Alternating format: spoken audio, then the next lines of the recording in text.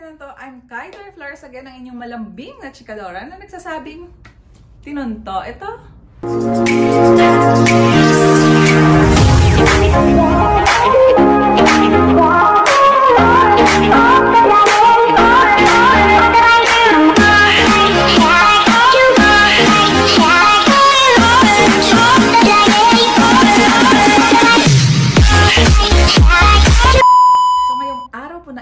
Magpapaganda ako. Charot. Ngayong araw po na ito ay papasay may permanent makeup po ako. Brows actually. I will bring out the best in me. Wow. May ganon. Ang main reason ko talaga po kung bakit ako magpapasay may permanent makeup. Actually, hindi naman po whole makeup na face ko, no. Brows lang and my lips because nag-work nga ako sa isang cosmetics company. It takes time for me, no? I need 1.5 hours para magkilay-kela. You know naman, kela is life. Ayun. Kaya yun ang reason ko siguro para makasave ako ng time at saka baka pahinga pa ako ng mahaba kaysa sa pag-prepare, no? ng makeup para pa sa self ko. And of course, ang isang reason din, mahilig kasi ako mag-retouch ba ng lips ko. Lagi ako nagle-lip tint. O maya-maya pagkain ko, ayan na naman, retouch na naman. Ayun, update na misal ng lips ko.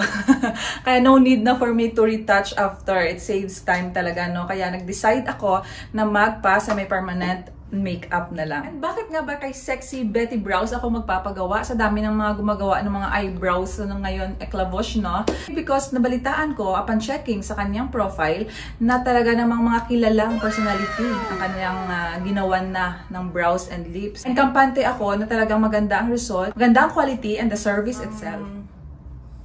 Betty is here. She will be doing my brows and my lips. Ayun, papakita ko pa sa inyo yung procedure kung paano po gagawin ito. And of course, after, gusto nyo rin po magpagawa sa kanila. Magbibigay pa ako ng details later. Tara, samahan nyo ako. Tara!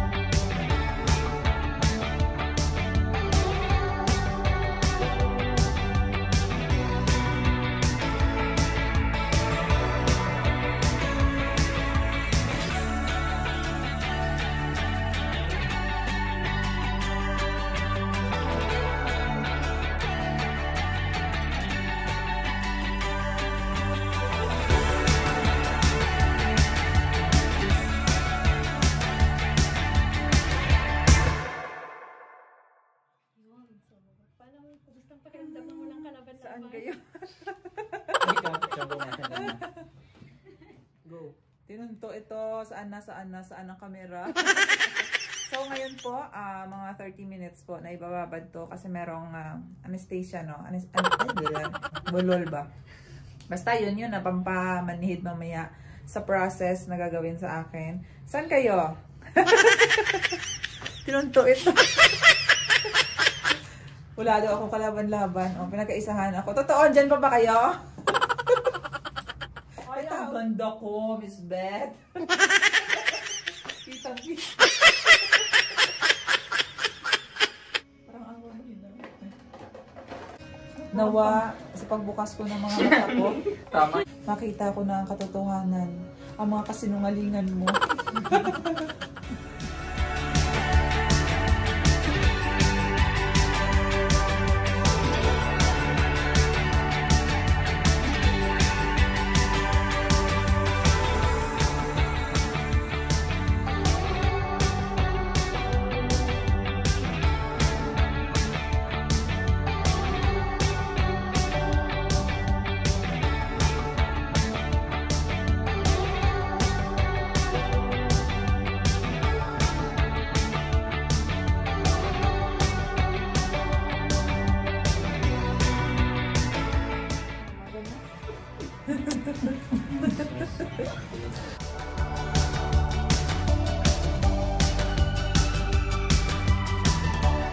Maganda ako nito, ha? Huwag masyado magselos, ha?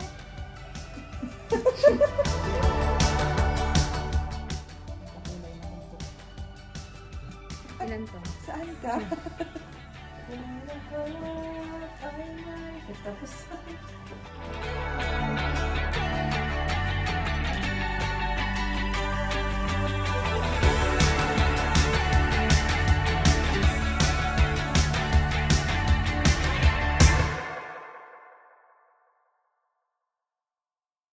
Maintain lang. yun namin, kupaan kung medyo Ate may gets. laman. May karton. Ganda ng kilay ni Mars. Ah. Ganda? Ikaw masyado magselos, ha?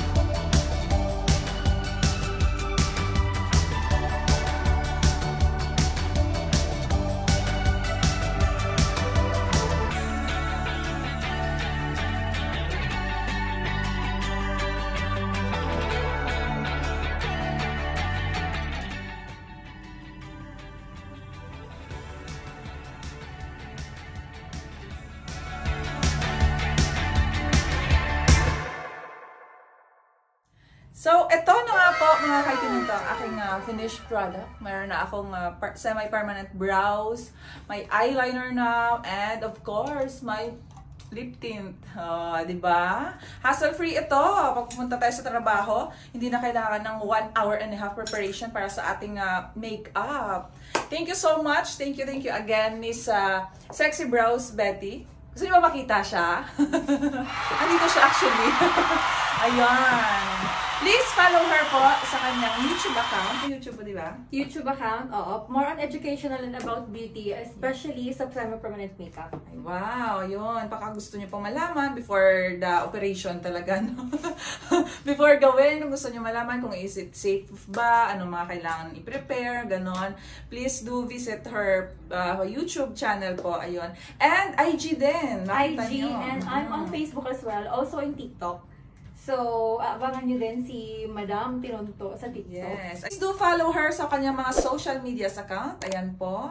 Thank you so much. Mom, thank you so much. You're welcome. I really love it talaga. Yes, I really love it. It looks natural. Actually po, after 3 weeks, magiging natural looking pa ito siya. Kasi bagong-bago talaga, fresh na fresh ako. Yes. So, after the full healing process talaga, dun mas makikita natin, mas more natural looking. Yes. Mas magbabawas ka ng color sa lips konti. So, si Kilay din naman also, hindi na kailangan ng lapis or lipstick. Tapon nyo na lahat yan. Thank you so much, ma'am. Thank you, Miss Betty. Thank you. And that's it for today, mga kaibigan. Maraming salamat sa pagsama sa akin for my makeover for today. Thank you so much. Please do follow me also sa aking mga social medias account. Ayan po. Follow me my TikTok, FB page, and IG. Thank you so much. Hanggang sa muli. Much love and God bless. Bye!